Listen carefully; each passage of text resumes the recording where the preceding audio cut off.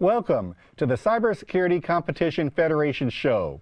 I'm Dan Manson. I teach computer information systems at Cal Poly Pomona and serve as principal investigator for a National Science Foundation grant to help form an umbrella organization over cybersecurity competitions.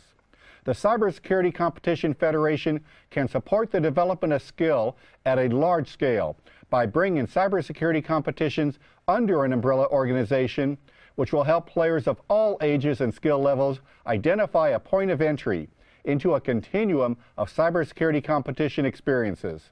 With a focus on communication and promotion, the CCF maintains the autonomy of competition creators, supports their business models, and does not interfere with their sponsorship or funding sources. This week, we take a look at the Rocky Mountain Collegiate Cyber Defense Competition.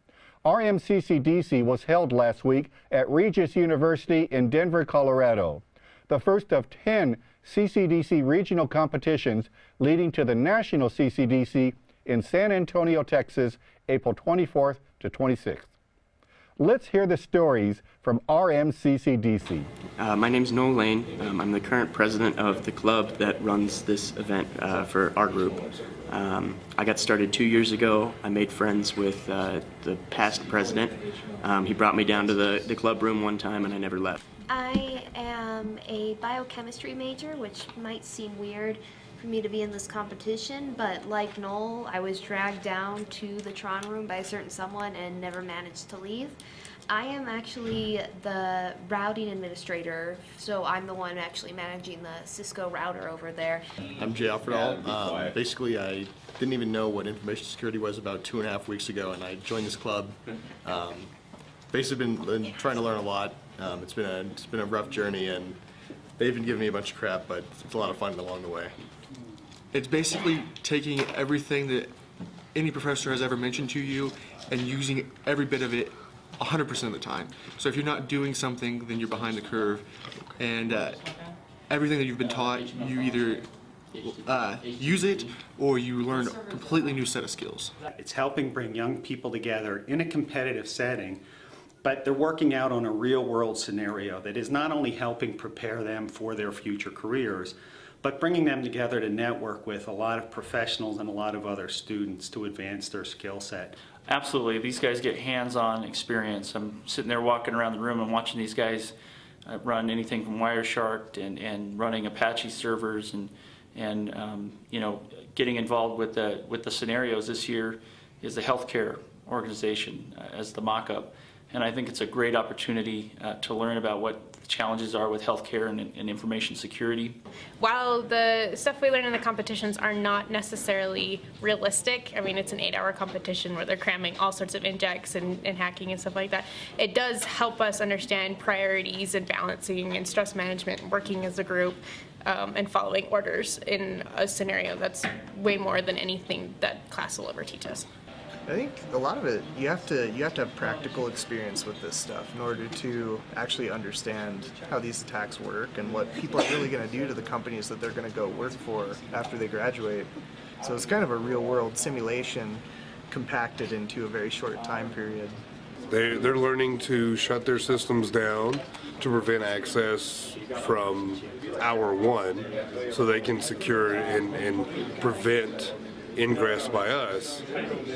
So we have to work harder when they open themselves back up to find more complex exploits. Yeah, I think we've definitely readjusted. Whereas we came in yesterday with kind of all different roles, and you focus on this and you focus on that, and now it's more like who has the ability to do this. It's rough. It's really, really rough. It puts a lot of pressure on everybody's shoulders. But you're smiling about it. Why are you enjoying the stress? Yeah, I love pain. In a class, they're like, okay, you click this and do this and it does this. And you're like, okay, cool. But here it's like, if you do this, this, and this, maybe your server won't go down. At the end of the competition, the winning team was Southern Utah University. Feels amazing. I didn't think we could get this far. We were hoping to make it to nationals, but it was our first time participating, and so we didn't really know what to expect. Exciting coming in. Our team members just excited to be here. They've been prepping for a year for this competition, and to come in and win was almost euphoric. We are continuing our segment this week called Inside the Game.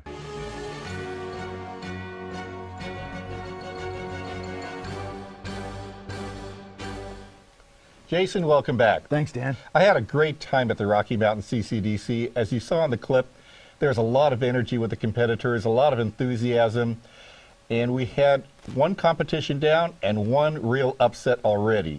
Yeah, what a fantastic showing. Southern Utah University, this was the first time that they played in the competition, and now they're going to the nationals. How cool is that? Not only is it cool, but I think it's a great example for all the other regions and all the other teams that are currently playing and thinking about playing.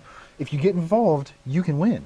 Let's take a look at some of the footage of the competition, because this is a team competition. There's the Air Force Academy playing now, and as you can see, they have a lot of communication going on, which is essential to success in this competition. You have to work together, you have to multitask, you really have to know what the red team is doing, but also be running your injects, managing your services. There's a lot going on. This is an 8-hour competition, but it was intense.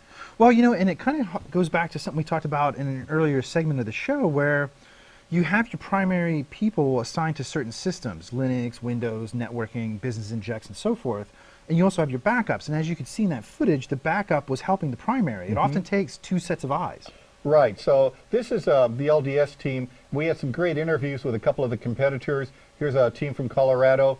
And you can really see that they're not just looking at the computer themselves. They're trying to help each other.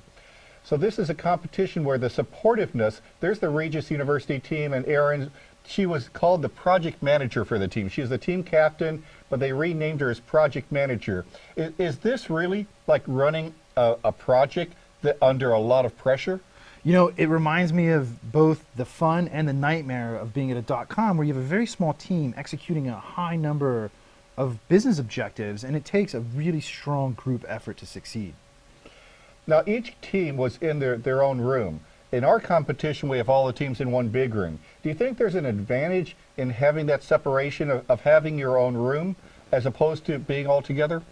You know, I think being in a big room brings in the sixth man on the field type effect, where the energy is palpable, and when a team is doing well, that brings the energy level up for all the other teams. And that can work against you, or it can work for you, because it's psychological. On the other hand, if it's dead silence and nobody's doing well, it drops the energy. It was a lot of fun seeing this competition. I'm really excited about going to the other competitions this year. Jason, thank you. Thanks, Dan.